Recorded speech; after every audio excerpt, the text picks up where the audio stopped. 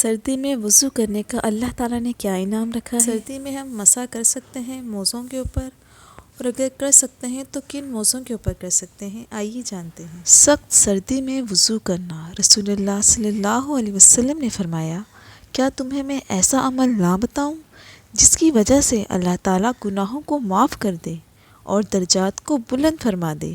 صحابہ نے عرض کیا، یا رسول اللہ ضرور بتائیے۔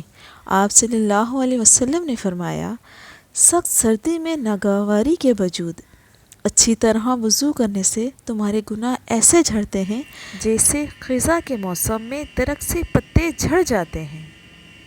سبحان اللہ، اللہ تعالیٰ نے وضو کرنے سے سارے گناہ معاف کر دیے، تو سوچئے نماز پڑھنے سے اللہ تعالیٰ کتنا بڑا انعام دے گا۔ سخت سردی ہونے کے باوجود جو شخص وضو کرتا ہے اسے اللہ تعالیٰ دوگنا اجر عطا کرتا ہے اور اس کی درجات کو بلند کرتا ہے۔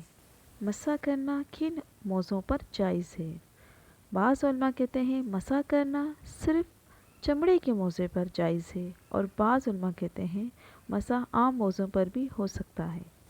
اگر آپ کو ویڈیو اچھی لگی ہو تو میرے چینل کو سبسکرائب کریں اور ویڈیو کو آگے شیئر کریں۔ السلام علیکم، جزاک اللہ۔